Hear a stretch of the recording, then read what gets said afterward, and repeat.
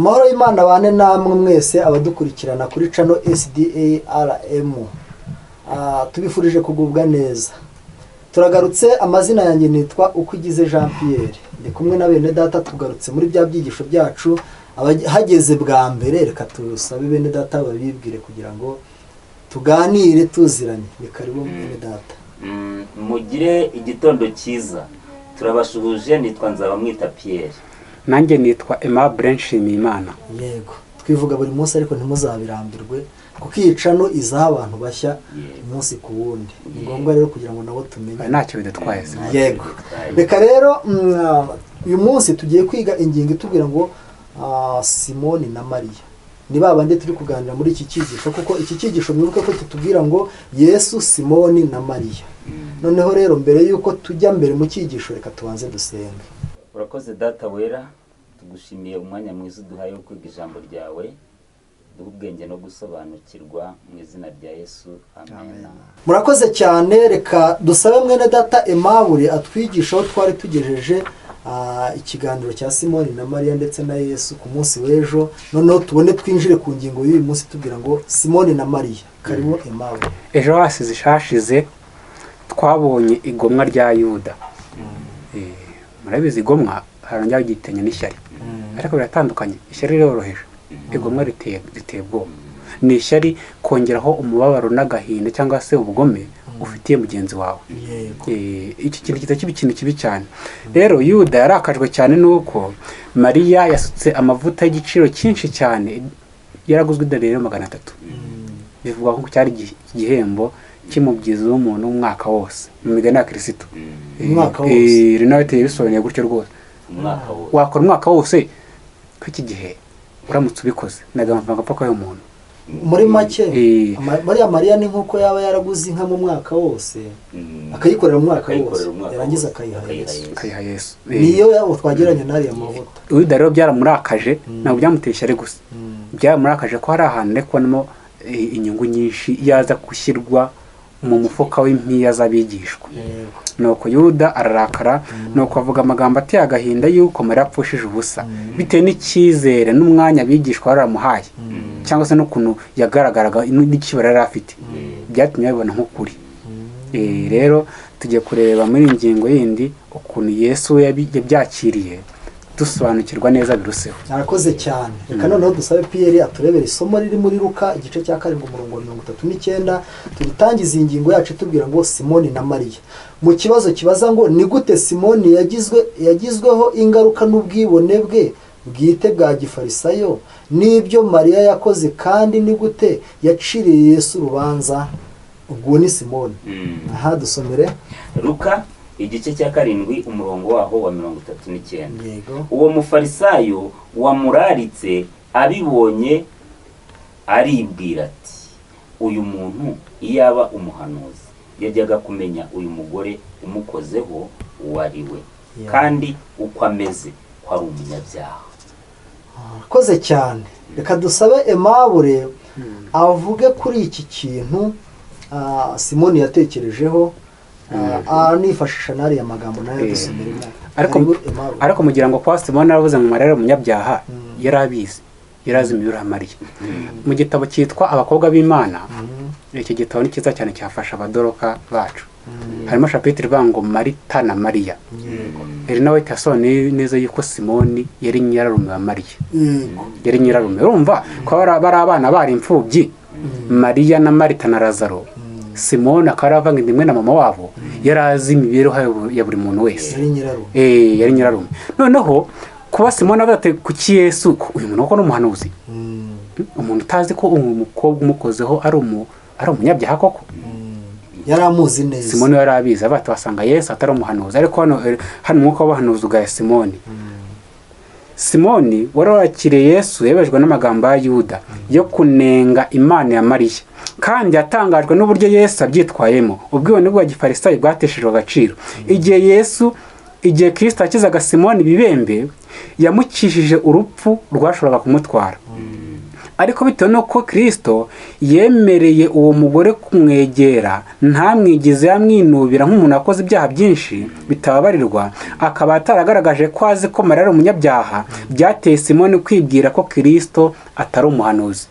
Kuba kirisito atarigeje kure Mariya ngo amunene amushyire kure, byatumye Simoni ashidikanya ubumana bwa Yesu.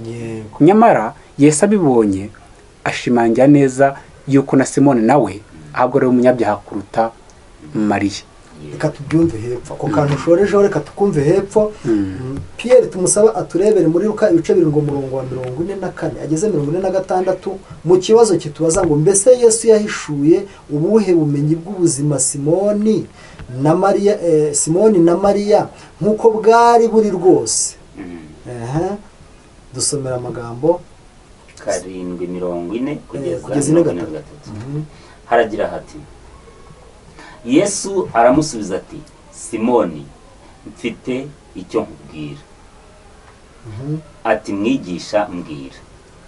Ati, hariho umuntu wagurizaga wari ufite abantu babiri bamubereyemo imyenda. Umwe yari amurimo umwenda w'idenariyo 500, undi arimo 50. Ariko kuko bari babuze ubwishyu azibaharira bombi. Mbese muri abo bombi uwarushije undi kumukunda nuwuhe? 43.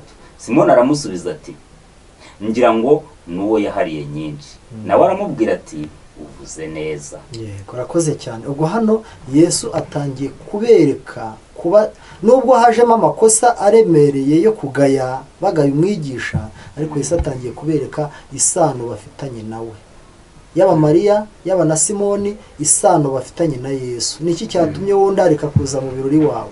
Ese niki cyatumye umudamu we yansuka aya mavuta? Kandi Yesu yashakaga yaratangiye kubinjizamo. Noneho ngo ni gute Yesu yacyashye Simoni kandi ni ukubera iki? Dukomereza umurongo wa 45 w'icyo gice n'uwa 46.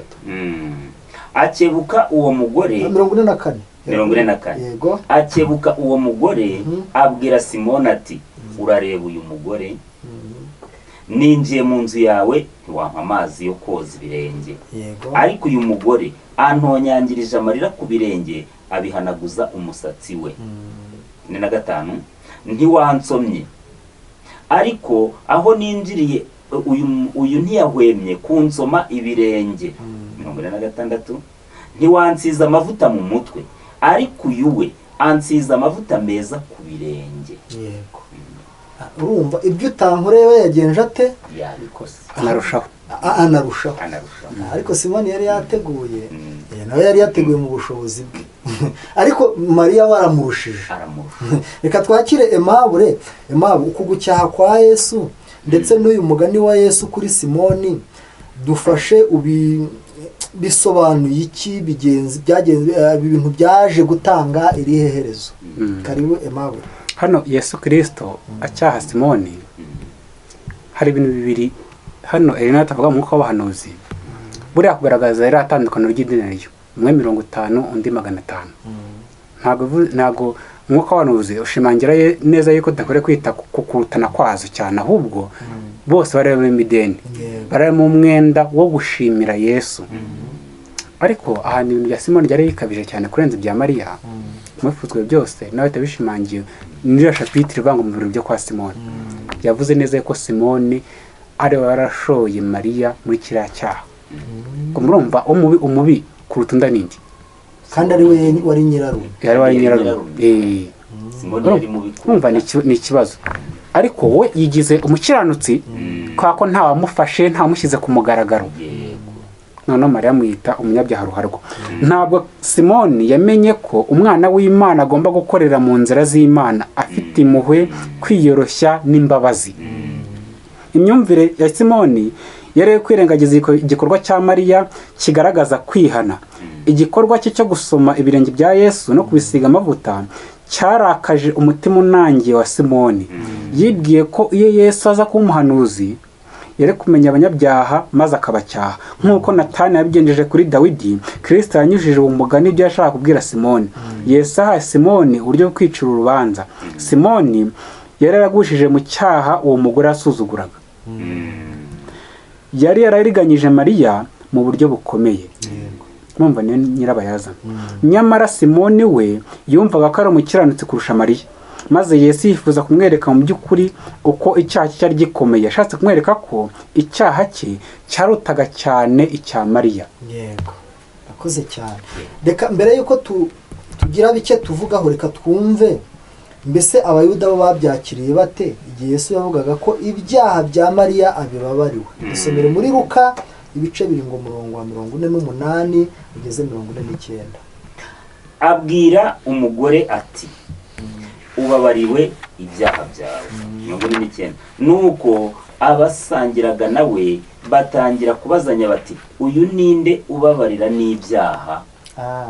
Ninde ubabarira n'ibyaha? Ubwo barabimenye, ariko batangira no kumwibazaho. Ni izihe ngaruka umugani wa Kristo wagize ku mutima wa Simoni? Reka dusabe mwene data Aimable atubwire ni izihe ngaruka byagize. Karibu. Tugiye kureba izo ngaruka byagize, ariko mwibuke amagambo twabonye ku isabato nimugoroba mu isomo ry'umwuka w'abantu risobanura isomo ryo kuzirikanwa. Yego. Buriya Yesu Kristo cyamuzanye ku isi ni ugukiza abanyabyaha, ntabwo ari abakiranutsi. Wenda muri Luka 5 umurongo wa 32, Yesu Kristo yazanywe ku isi no gushaka abanyabyaha. Simoni rero burya yari uw'imbere kuri mariya, nubwo atarabizi. Warumbarije ngo icyo byakoze kuri Simoni ni ukugira ngo tuzirikane neza yuko nawe yari umunyabyaha nka mariya. Niyo mpamvu hano banditse ngo noneho Simoni atangiye kubona uko ateye mu mucyo mushya, uko atari yizi, yari atangiye kugenda abibona. Simoni yabonye uburyo mariya yabonwaga n'uwarutaga umuhanuzi. Yamenye neza ko Kristo akoresheje amaso ya gihanuzi yabonye umutima wa mariya wuje urukundo no kwitanga. Simoni yakozwe n'ikimwaro, abona ko yarahagaze imbere ufite icyubahiro kumurusha. Atangira gucisha make. Reka tumuhe karibu agira icyo abivugaho, turi gusoza iyi ngingo. Iki kigisho cya Simoni na Mariya kiragaragaza gucyaha koroheje gufite imbabazi n'impuhwe. Ukabwira umuntu amakosa ye ariko utamushyize ku karubanda. Buriya Simoni iyo Yesu amushyira ku karubanda nawe byari kuba bibi, kuko Simoni yari ataremera Yesu nk'umwigisha. Yagombaga rero kumubwira ariko mu buryo bw'ubwenge, kandi Simoni yarumvise. Rakoze cyane. Buriya abadukurikiranye namwe tubihuze n'iki gihe cyacu. Buriya ikintu cyose kibaho umuntu wese uko umubona, kuko twe ducira imanza ku bigendanye n'ibyaha byacu. Hari bakavuga ariko se buriya Aimable nawe ra, ariko twese dukeneye ubufasha kuri Yesu. Yesu yabonaga Mariya na Simoni bose abakeneye kugira ngo abahagakize. Yari abakeneye. Simoni yari yagize umugisha mu Kizibibembe, Mariya nawe urumva yari yaramugiriye neza, mubabarira ibyaha, mukorera byinshi, ariko yari abakeneye bose. Niyo mpamvu rero mu mpaka bajyaga, Simoni yabonaga Mariya ari umunyabyaha utanakira, ariko kandi ndetse na Mariya yaritinyaga, afite ubwoba kubw'icyo yari yakoze, ariko Yesu mu byigisho bye arabihuzahuza kugeza ubwo bwose yabiyegereje. Rero Imana ihire abadukurikirana, kandi namwe bahire mu buryo muri gusobanurira ibyigisho. Reka dusabe kugira ngo umwuka w'Imana ajye arushaho kutwigisha byinshi mu izina rya Yesu. Amen.